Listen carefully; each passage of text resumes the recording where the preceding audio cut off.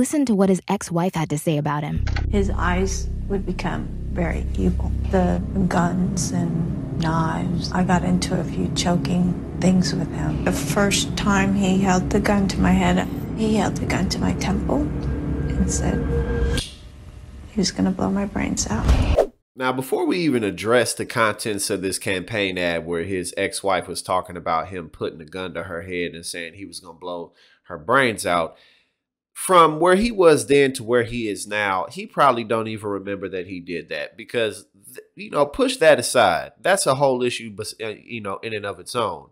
But let's talk about the fact that this man can't even talk. I mean, every time he says something, it's like, bro, what the are you talking about? Since we don't control the air, our good air decided to float over to China, bad air. So when China gets our good air, their bad air gotta move. So it moves over to our good air space. Not only does he mumble around, he sounds like, you know, a lot of my old boxing coaches that I've had because, you know, they got hit in the head a lot. Well, that's the same thing for Herschel Walker. He got hit in the head playing football all his life.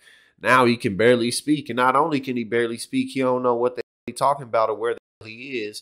And then on top of that, his son is out of his mind, always going around screaming and yelling at people and recording it, talking about Nick Cannon need to take care of his kids, but his daddy don't take care of none of his estranged kids. Herschel Walker got kids all over the United States. He might got kids all over the world for all we know. And he definitely don't know what's going on because he don't know how to tie his own shoes no more. Despite all that, he is leading in the Republican, you know, polls down there, and he may mess around and become senator. So, you know, this is the country that we live in. And, you know, it's always definitely refreshing to see, you know, people who aren't extremists within the right in this country because the Republican Party has been totally swallowed and taken over by extremists and purists. But, you know, I just don't know how much that's going to matter, at least in the near-term future. Because, you know, take a look at, you know, we all know that Donald Trump's Mar-a-Lago office got raided last night. And now we're looking at Republicans talking about some defund the FBI and destroy the FBI. Paul Gosar, Marjorie Taylor Greene, Jim Jordan, you know, the regular people. But there's going to be others that jump on. Oh, you know, Mark Kelly talking about Merrick Garland. When the Republicans take back control of the House and take back control, we're going to investigate you. So you better get ready. All of that nonsense. It doesn't matter. So again, it's always good to see that there is some resistance. I think the best resistance that we've seen came out of Kansas when they rebuked the Roe decision and refused to add on that new amendment.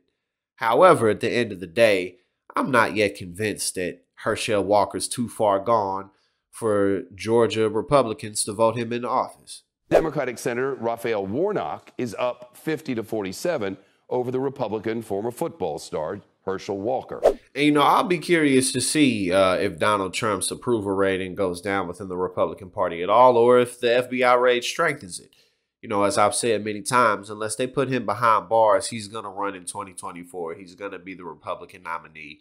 You know, whether or not Ron DeSantis joins the 2024 race or not really is inconsequential to his personal career. He really could sit this out and wait till later. That may be the better move for him.